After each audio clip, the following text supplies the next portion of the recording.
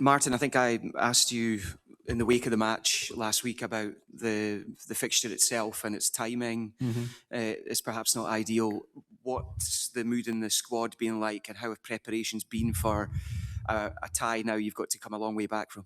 Yeah, well, the preparations have been absolutely fine. Everybody except Julian, I think, have travelled with us. And so then we'll make decisions on the team tomorrow. But yeah, so we're looking forward to the game. And I think that, we've got some travelling fans coming here who spent some money, and therefore we owe it to them. The Hibs game on Sunday, you spoke about you'd have a little think about what you were going to do team-wise for this one. You're not going to tell us the team, but have you left anyone at home for this one with Sunday in mind? No, there's only Julian has stayed at home. The rest of everybody else has come. Yeah. So how difficult a decision is it for you then to try and balance? Oh, well, I'll have a little think about it. We trained this morning, and before we headed here, the lads are in really, really good form.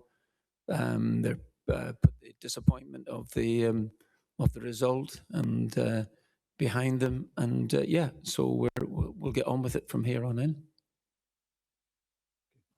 There may be a train of thought from some supporters because there's such a big game on Sunday that they would maybe want to see a weakened side, for want of a better phrase, tomorrow. Is that something that's crossed your mind at all?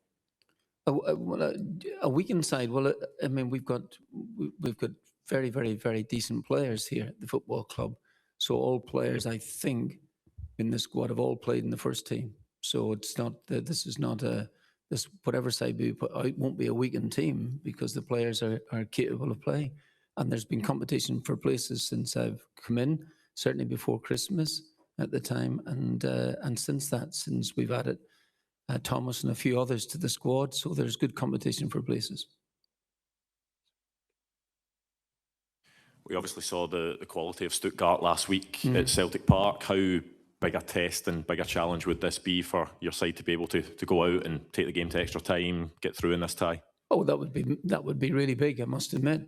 I've seen the game back twice now in this time. Once very, very quickly after the match was over. You're starting to think maybe your eyes deceive you. They are a very, very fine side, but to me it was never 4-1. I think the stats, strangely enough, if you ever believe in stats, tell you that the game was much closer, and we gave away some very poor goals from our viewpoint.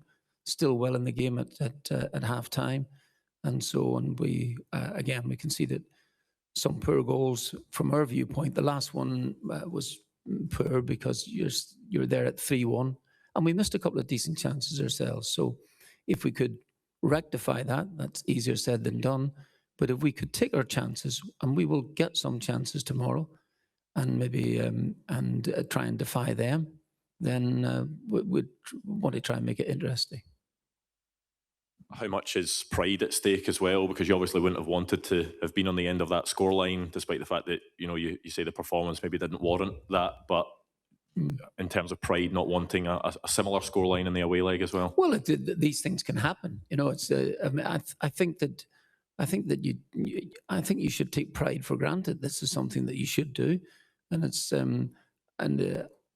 if you're saying that what we're doing here is we're going to just sit back and allow them just to come on to us the whole game and just sit and keep numbers down, that's not in our interest. We could get beaten in the game, but we're certainly going to try and make a fist of this, no question about that.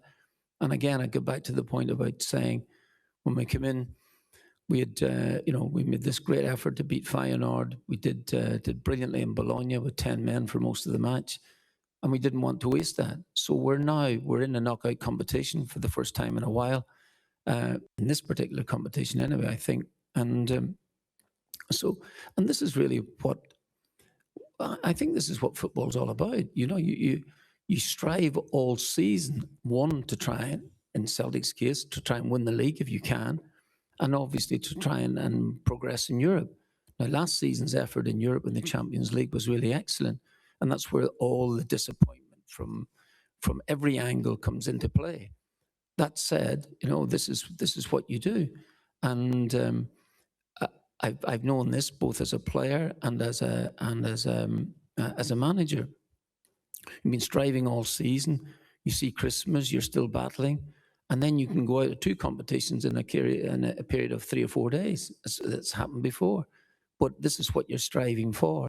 And this will be, I'm hoping that this will be certainly the usual phrase, learning curve for us anyway in times to come on. Last week, Martin, you spoke about the disparity financially between Scottish clubs, perhaps, and some of the big European nations.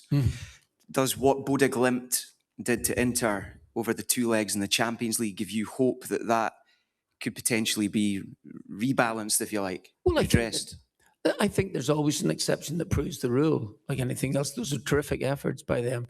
And they've shown in European football, they have a massive advantage, first of all, in home legs because they play in an artificial surface for a start.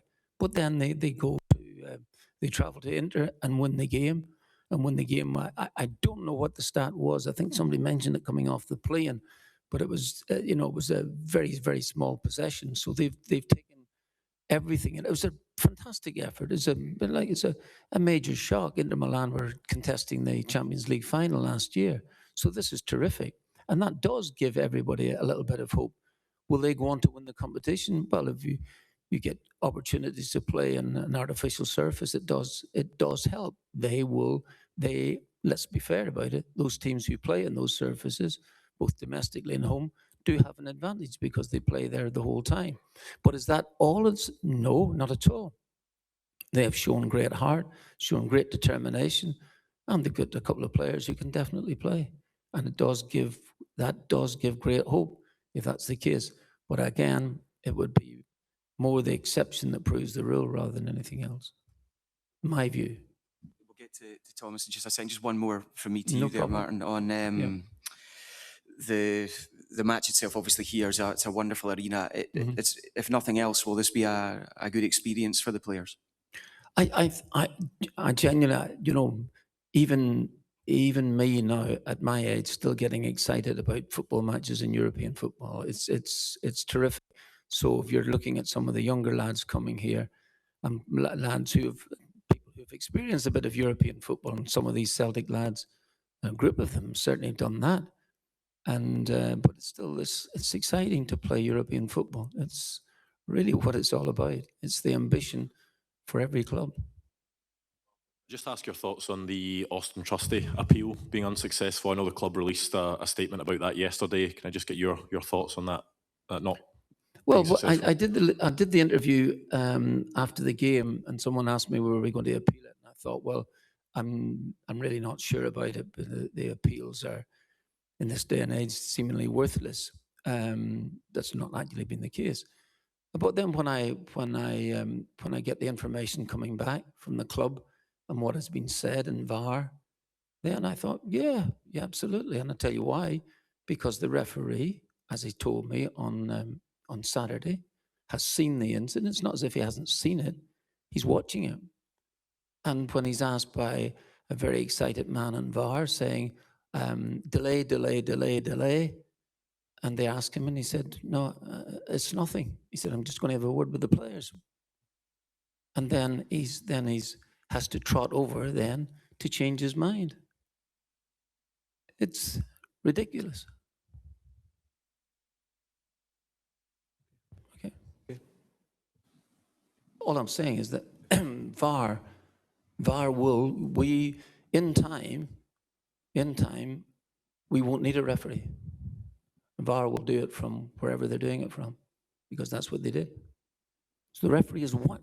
So they've asked the referee to overturn something that he's actually seen. He's seen it. It's not as if he missed the incident. Of course, that would be a different issue. And he said, he actually says it's nothing. It's nothing. I'm going to have a word with the players. And so I've got a player who's missed 3 games. Are they re-reffing matches? Of course they are. Is that happening too often? Well, it's such a nonsense. I'm all on for people have missed something dramatic and in a game that constitutes something that they should have a look at. But when a referee sees the incident himself, then what he's been asked to do is No, you didn't see that. You didn't see that.